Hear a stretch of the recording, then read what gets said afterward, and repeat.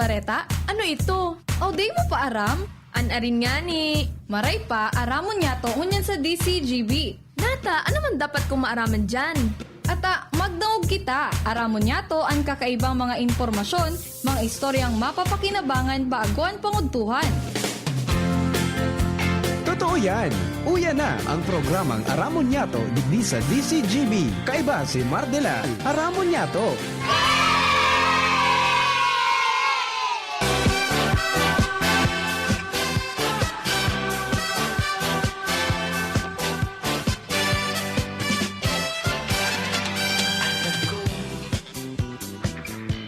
Lahat sila'y kulong-kulong sa iyo, sa kilos at pag-ibig mo. Ang isip ko ay kulong na rin. Good morning, good morning, good morning, good morning, good morning, good morning! Yata ako Martes, Itsa 15, maugma na naman ang may mga trabaho sa pampubliko sin pribado. Si Rildo na naman, korobra na naman din mga pirak, kuwarta, datong, tanganing ibayad sa mga utang asin iba pang mga bagay-bagay sa harong. Tindan mo'y akin ba Diyos maray na pagkagaligaspe, Diyos maray na pagkagadaraga. ang gusto mo'y Agpoon na Premier Distrito hanggang Tercer Distrito Kanalbay, maray na aga sa Indo ka boss. Welcome po sa programa ng Aramon Yato. Ako po ang sa inyong makibanan. Sagot kitang alas 12 nin pagkaudto. Ako po solo-solong solamente. ganda na ang iyong sayaw. Basta't aking Rans Luna po. Hanggang alas 11 man sana. Awi pala may Department of Health pala. Chikahan pala sa Department of Health.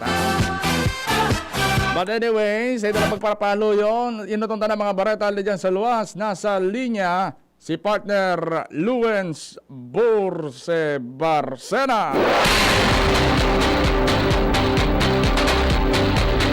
Partner Luens, please come in. Yes, salamat na si Partner Ren. Aha. Maray na aga, asin na maray na aga sa gabos ng mga baranta bay. May tada ka pa lamang. Naaren. Pasildo, Ako pabighapot mo. Pero yung baga kuwara. parehas kita. Pirming nga duman sa bayadan. Ano pa man? Oo pa. Correct. Di bale. Maabot na sana swerte sa tuya. Iyo baga. Basta kita buruhay. Siyempre, at least may trabaho. At least may trabaho kaysa sa tambay. Yan. Lalo ka na, kakasal ka na. Oo pa. Kailan kayo po mag-inuma kita. Oo baga. Malay mo ako next year man. Ay, kaya mo na yan. Kaya natin to? Kaya natin to? Magpamilya? Kaya. Sige, alam mga Beret ha. Roger Tabi, Partner Ren. Aha. Sugat mo yan ki Araro. Ang mga manlaylay na water lori. Aha. Digdi sa Northing Partikan Legazpi. Mga ng idonar o kaya irasyon sa mga konsumidor na naapektaran kan pagdispalyar kan ekipahis kan Philhydro. Aha. Ini anano tarang kan PCGB nyo sa kung saan yung mga nagkapirama na mga bombero nagtarabang na nga nang mag-ararok nin tubig digdi sa may barangay Tigaa nga nang i-distribuir sa mga konsumidor. Ngano tarang digdi kan PCGB nyo sa mga manlain-lain na mga personnel kan LCWD na yung nag-assistir panganay ng igahit kung saan ini umukulukar. Ano no taran man tabi partnerens na apisar kan siring na bagay sa mga taga-Legazpi Port District, sa mga taga-Albay District na may mga municipality sa Northing Partikan Legazpi, nagturukadan na dahil magadigdi, kung magadigdi sa buyuan, tapos masisiring sa itas na barangay, bastante ang tubig magadigdi, tadakul digdi ang burabot. Aha. Yan ang nagiging sistema kan iba. Ito mga may mga kamitig-tig mga kaparientes, nagbarayo lugod digdio, tanganin ang makikarigos, muna makilaba. Kung kaya ang pati ang nagtatira mga sa gurungan digdi sa mga barangay na naunambitan, para no, dahilan ka na pagkakaigwanin na water interaction, na ang sabi nga ni General Manager Engineer James Plana, Philhydro ang dapat ganing manimbag dahilan sa tinta sa may palyar, ang sa indang servisyo, sa ankon na matatandaan ng LCW din pirming natataw-tawanin na pagtuyaw kan mga tao. Pero pinaglinaw ni Plana na ini pinagigibo naman nila ang gabos sa paagi ka na pagtaon ng serbisyo ka na mga pagrasyon ng tubig at sinapisar kayan sa ibang mga tao nagtaon naman niya inisyatibo. Panganay na makapanlinig man ka sa ilang mga lawas muna makapang-asikaso sa mga lugar na sa indang mga pamibit na nagdaraya digdi sa northern parte kan Legazpi. How about tabi partner so Legazpi City Water District di lamang sila nagrasyon kitubig sa mga barangay na ini? So Legazpi City Water District mismo dahil lamang naglibot sa mga barangay tangang rasyonan kitubig sa mga residente? Malibot sa water district nga na nag-inisyatibo partner rin na kataog tubig. Okay. Aha. So ngunyan pala nag-aarano na kanya-kanya ng effort pala. Roger to that. Ang ngapot kayan ba kasi iba nangarigos na lamang. Pero dahil pa? Papagagi ko nga sa Legazpi Port. Pinagihan akong daraga. Pero nga ako napluson pa. Kita ba tataw kita kan mag-iling? Ay, siyempre. Lalo na kung medyo malana-lana. Ano pa nangarigos? Ay, isus. Sige. Roger, so yan tabi partner rin sa mga nagtagtag istorya. Ako po, si LBB. Salamat tabi partner Louie sa mga tugan niya at mga impormasyon natin dyan sa luwas. Alay kay partner Louie, lipat naman kita digdi. Babae walang pahinga. Apotong tamang ko nangarigos naman daw ini. Tawaran tubig dading niya sila Legazpi ha. Partner Ans, please come in. Pirmina, Ay, Pirmi ka. Ay, matindi ka talaga. may tangke. Ay, wow, sana. Oh, tangke pala. Kitubig ang labanan. Oo, minsan, abo ko nagtaram. Ako kasi nasanay kasi ako yung tubig. Nasa pitchy lagi eh. Mas social pala yun. Mas social yun kasi iniinom na sinahaluan ng Bagay yan later. masanay ako doon. Ako din. Kahit hindi pa wala pang ligo, fight ako. Kahit ayoko na magsalita. Joke lang po, may trabaho pa. Mamaya na lang. Okay na mga barat ha.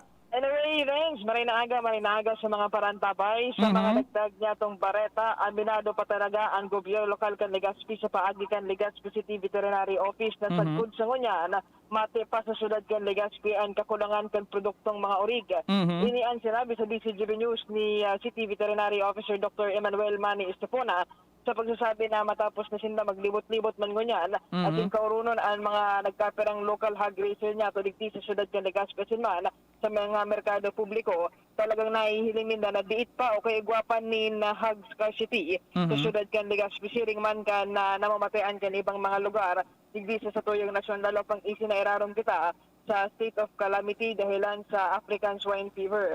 Sa ngunyan, ang pinagigibong lakdang kag City Veterinary Office tanganin na masolusyonan ang problemang iniiyuan na pagkondusir ni na repopulation program sa mga apektadong mga hog raisers sa tuyang syudad. Ini ang kaptangkan pahayag ni Dr. Manny Estefona.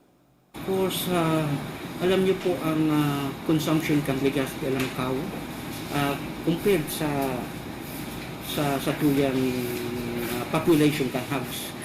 In almost talagang nagkabwa pa ki hog scarcity because of the ito nga ng ESF. Kaya naglangkaw po talaga affected kita. It's not only Legazpi situation but it is a national situation na may hog scarcity. Of course, masunod sa price. But now,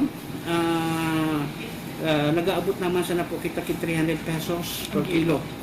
Mas lower than the price ceiling that is set kan Department of Agriculture which is 320. So at least makaangus-angus naman po ang sa tuyang mga consumer.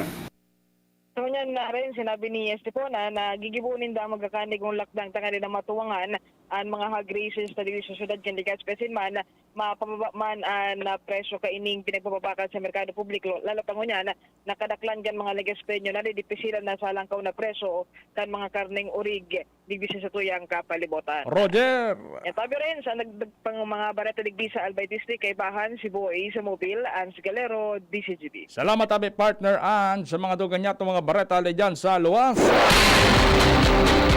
Barato na ang orig digdi sa Legazpi. Nagbaba na sa presyo, 300 peso. Bago mo kita magtapos tabi, Kuya John, 4 na minuto na sana bago mag alas 11 nin pagkaututan ni makaibanan taman. Ang Department of Health, si Kampang Kalusugan, batong tanangunan man nag-arantabay sa nahirak sa tuyan 31 milyones na mga parantabay sa DCGB News Online. Kaya kung mabasahin sa mga text message dahil sa kong numero o sa kong cellphone tabi, nagbinuan na. Akala ko ba mahal ako, pero nagbinuan din pala. Sabi ni Ma'am na LB, si Ma'am na LB Sabdao Sedeño is watching right now. Maray na hapon tabi Ma'am na LV.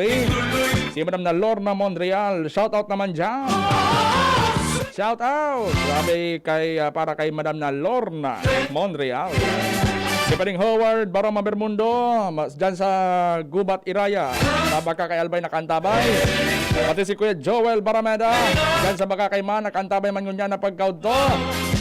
Ano na pegibo ni Kuya Joel, baka nagagulay na nin pangudtuan ngunya na udto. Perting ngunya ng kalunggay. Abangan ta na sana kung nuarin matatapos so panibagong pinag-construct dito sa Legazpi, dyan sa Puro.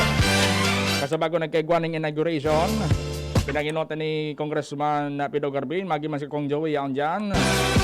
Sigurado makatabang iyan sa turismo dito sa Albay, kasabayan pa kay niong Bicol International Airport. Dakol ng rarabasan, dakol ng dudumanan ng mga turista digdi sa Bicol. Kunin kaso man magdigdisinda, no? Ang apot ka nakadaklan, so domestic airport tatabi din sa Legazpi, mantinido. Man po yung girara, man po yung girara, di man po yung alion. Sadyang so itong international airport tabi, taro lang itong gateway para sa mga international tourist or magin man sa mga kababayan niya to na mauruli tabi digdi sa Pilipinas. Dahil na magdiretso dyan sa naiya, di na tabi madiretso. Sige, paano kayo na Paano kayo Tapos na sa to yung programa. Tawanan naman ng oras para magkahabol man ang iba pang mga pagirumdom. Ngunya na pagka aga. Inanap ko pa talaga. May nagpahabol, sabi ni Kuya Gerald Aranya, hi po Tito Renz, ang solo-solong solamente. Matindi ka talaga Kuya Gerald Sabi ni Mark Ostonal, good morning po Sir Renz, watching from Bitano family Ostonal, thanks po. Ay maraming na tabi pala niyan kay Vice Mayor Junior siya nakantabi ko niya na pagkaudto. Salamat sa ito pagkantabay, goodbye and mabuhay.